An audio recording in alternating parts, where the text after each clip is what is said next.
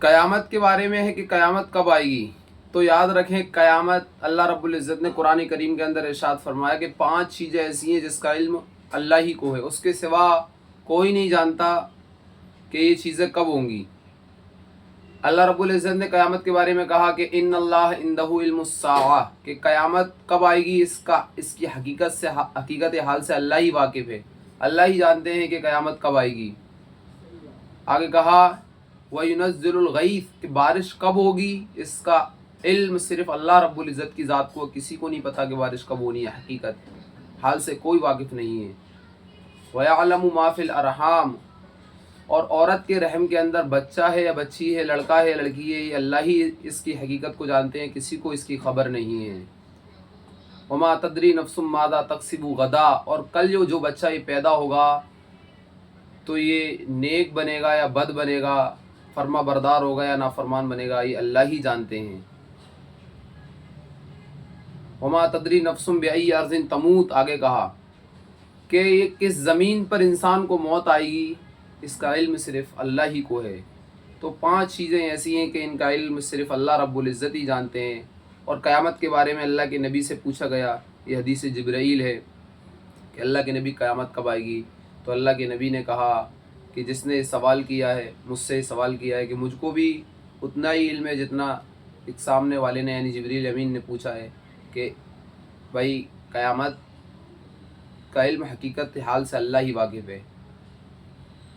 लेकिन अल्लाह के रसूल सल्लल्लाहु अलैहि वसल्लम ने कुछ निशानियाँ पढ़वाई हैं क़यामत की, कि क्या क्या निशानियाँ हैं। तो देखिए, याद रखिए, क़यामत की 10 बड़ी निशानियाँ हैं, करीब अलामतें 10 हैं। क्या हैं कि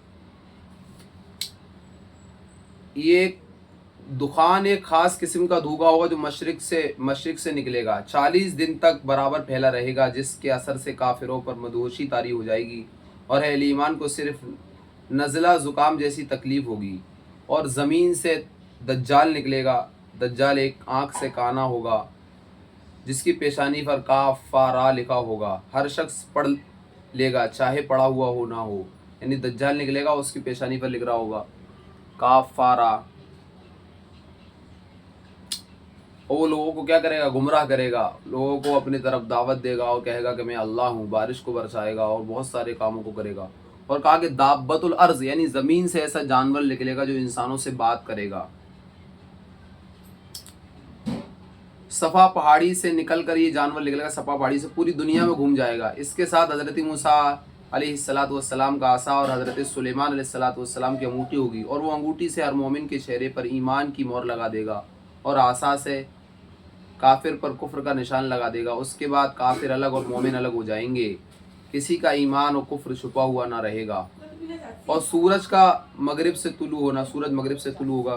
क़यामत के बिल्कुल करीब ज़माने में एक दिन सूरज मशरिक़ से निकलने के बजाय मगरिब से तुलू होगा और फिर लौट कर मगरिबी में डूब जाएगा। इस अलामत के ज़ुहूर के बाद तौबा का दरवाज़ा बिल्कुल बंद हो जाएगा, क्योंकि ईमान बिलगैब नहीं रहेगा। यानी जब सूरज मगरिब से निकलेगा ना, तो फिर तौबा का दरवाज़ा बंद हो जाएगा, फिर अहले ईमान हो या कोई भी हो तौबा करे तो उसकी तौबा कबूल नहीं होगी।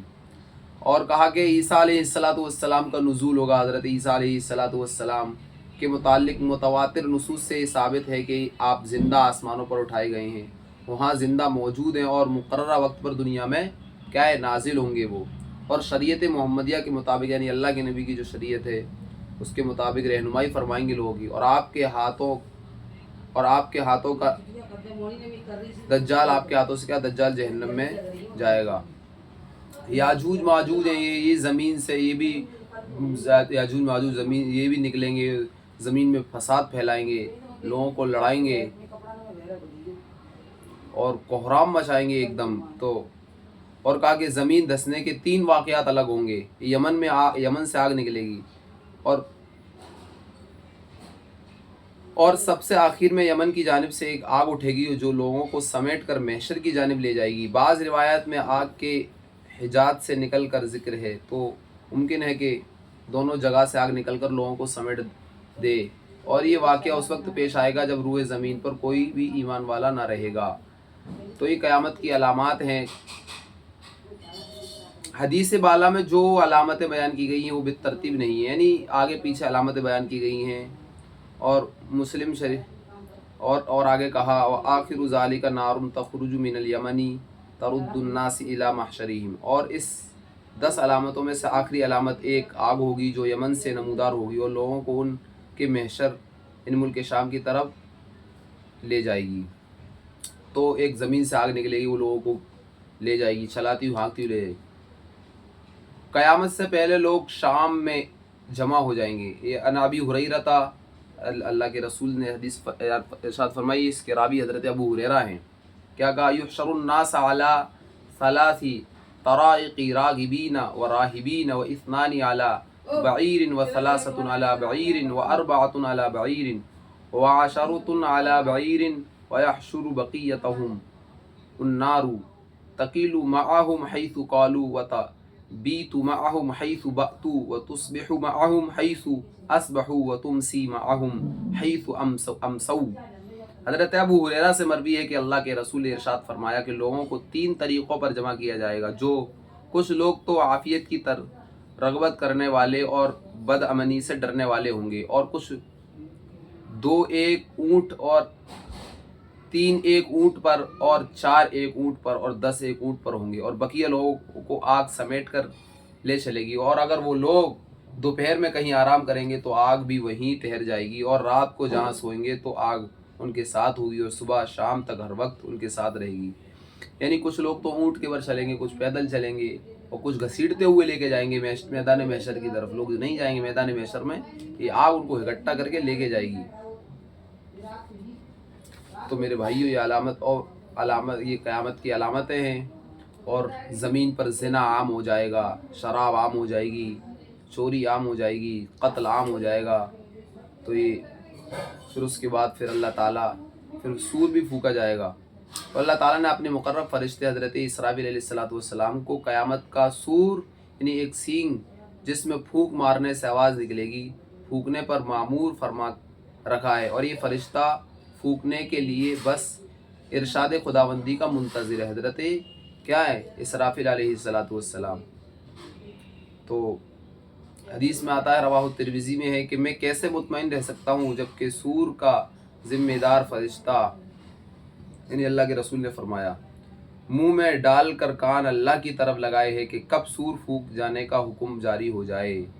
تو سور بھی پھونکا جائے گا۔ قرآن کریم میں بھی ہے، فَإِذَا نُفِخَ فِي الصُّورِ نَفْخَةً وَاحِدَةً وَحُمِلَتِ الْأَرْضُ وَالْجِبَالُ فَدُكَّتَا دَكَّةً وَاحِدَةً فَيَوْمَئِذٍ وَقَعَتِ الْوَاقِعَةُ وَانشَقَّتِ السَّمَاءُ فَهِيَ يَوْمَئِذٍ وَاهِيَةٌ۔ کہا کہ جب سور پھونکا جائے گا پھر اس میں ایک بار پھونکنا اور اٹھائی جائے زمین اور پہاڑ، پھر ٹوٹ دیے جائیں گے ایک بار، پھر اس دن ہو پڑنے والی، اور پھٹ جائے گا آسمان، اور پھر وہ اس دن بکھر رہا ہے، یعنی زمین پھٹ جائے گی، آسمان پھٹ جائے گا۔ اس دن اللہ تعالیٰ کیا ہے؟ زمین اور آسمان کو لپیٹ کر اپنے ہاتھ میں رکھے گا اور فرمائے گا انا الملک این الملوک، کہ کہاں ہے بادشاہ؟ زمین پر جو بادشاہ ہیں وہ کہاں ہیں؟ تو کوئی آواز نہیں ہوگی، پھر اللہ خود ہی کہیں گے انا اللہ الواحد القہار، کہ آج کس کی حکومت ہے؟ کہ آج اللہ رب العزت کی حکومت ہے۔ تو میرے بھائیو، ہمیں چاہیے کہ قیامت سے پہلے قیامت کی تیاریاں کریں۔ ماں باپ کی نافرمانی یہ قیامت کی بھی علامت ہے کیا؟ اولاد، بیٹیاں ماں کی نافرمان ہو جائیں گی، اور بہت ساری علامات اللہ کے رسول نے قیامت کی ذکر فرمائی ہیں۔ تو ہمیں چاہیے کہ ہم کیا ہے؟ قیامت کی تیاری کریں، اور قیامت کی تیاری سب سے بڑی کیا ہے کہ قل ان کنتم تحبون اللہ فاتبعونی یحببکم اللہ ویغفر لکم ذنوبکم واللہ غفور رحیم، کہ اللہ کے نبی نے، اللہ رب العزت نے قرآن کریم کے اندر ارشاد فرمایا کہ اگر تم مجھ سے محبت کرنا چاہتے ہو تو میرے نبی کی اتباع کرو، یحببکم اللہ، اللہ تم سے محبت کرنے لگے گا، ویغفر لکم ذنوبکم، اور اللہ تمہارے گناہوں کو کیا کروا دے گا؟ معاف فرما دے گا، واللہ غفور رحیم، اللہ کیا ہے؟ مہربان ہے، رحم کرنے والے ہیں، غفور رحیم ہے۔ تو ہمیں چاہیے کہ 100% سنت پر عمل کریں، سنت کے مطابق زندگی گزاریں، اور جہاں اللہ کے رسول کی سنت چھوٹے یا لوگوں کو چھوٹتا اللہ کے رسول کی سنت کو دیکھے تو ان کو سنت کی دعوت دیں، اور خود سنت پر عمل کریں۔ پوری زندگی صبح اٹھنے سے لے کے شام کے سونے تک ہر لمحہ آپ کا اللہ کے رسول علیہ السلام کی زندگی کے مطابق ہو۔ آپ کا کھانا، آپ کا پینا، آپ کا چلنا، آپ کا جاگنا، آپ کا لین دین، آپ کے معاملات، آپ کی تجارت، آپ کی دکان، آپ کا گھر میں آنا، آپ کا گھر سے نکلنا، ہر لمحہ، ہر پل، ہر گھڑی آپ کا جناب محمد عربی صلی اللہ علیہ وسلم کی سنت کے مطابق ہوگا، تو میرے بھائیوں اللہ دنیا بھی بنا دیں گے آپ کی اور آخرت بھی بنا دیں گے۔ اللہ عمل کی توفیق نصیب فرمائے۔